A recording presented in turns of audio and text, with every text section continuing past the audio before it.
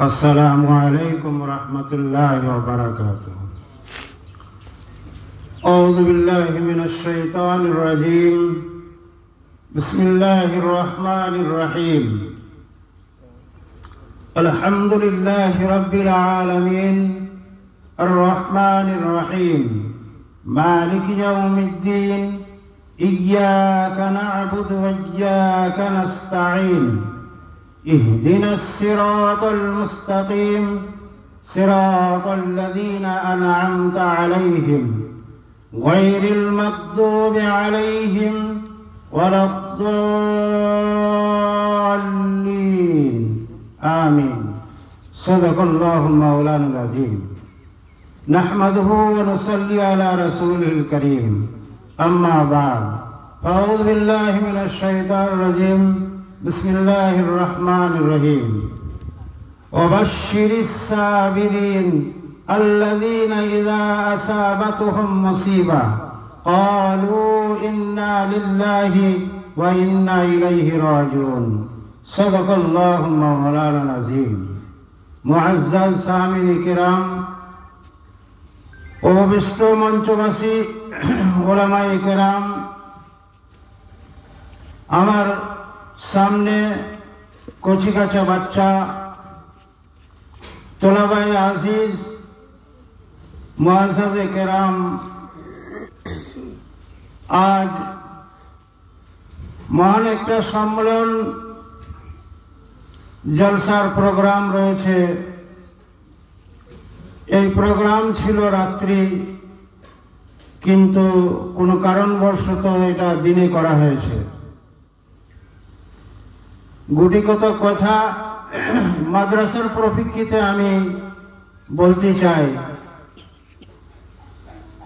কিন্তু বড় দুর্ভাগ্যের বিষয় যে আমাদের কাছে মানুষ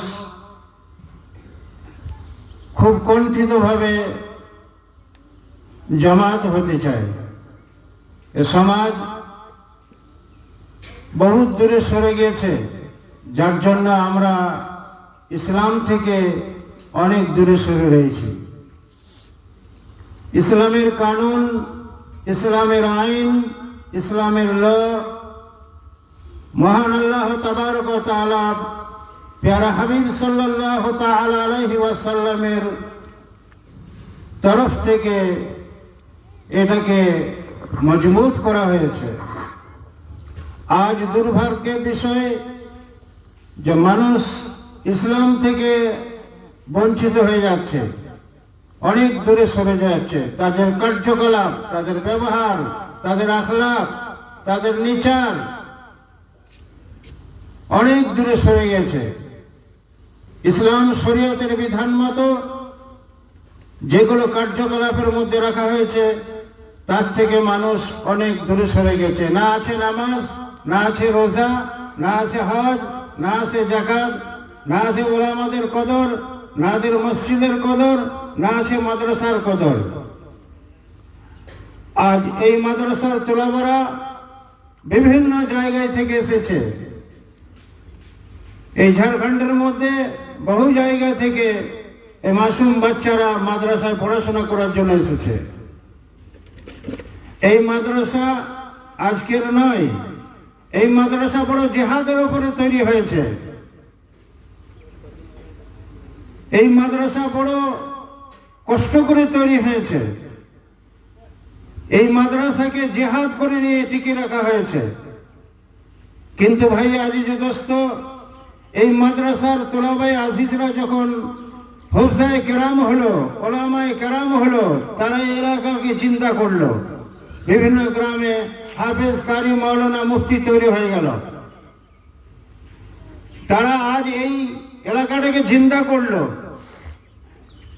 আজ মাওলানা নেহমাতুল্লাহর প্রতীক্ষিতে আমরা একনেস্টের উপরে দাঁড়িয়ে থাকি, কিন্তু এই মাওলানা আজ নিজের বাড়িতে তোলাবায়ে আজিজকে রেখেছে, বৎসরের পর বৎসর খাইয়েছে, বড় কষ্ট করে চালিয়েছে। মাওলানা রফিককে ডান পাশে রেখে জাদ্দোজাহাদ করলো এবং এই মাদ্রাসাকে টিকালো।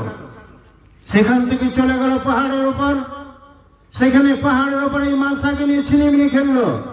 কিন্তু মাওলানা এখনো টল বেটল হয়নি। মাওলানা রফিককে নিয়ে জদ্দোজেহাদ করে আজ এই মাদ্রাসাকে আবাদ করলো। এই মাদ্রাসা চলে গেল একটা মহল্লার সাইডে জঙ্গলে, সেখানে মাদ্রাসাকে আবাদ করলো। না, ওকে চালাতে যাওয়া যাবে না। মাওলানা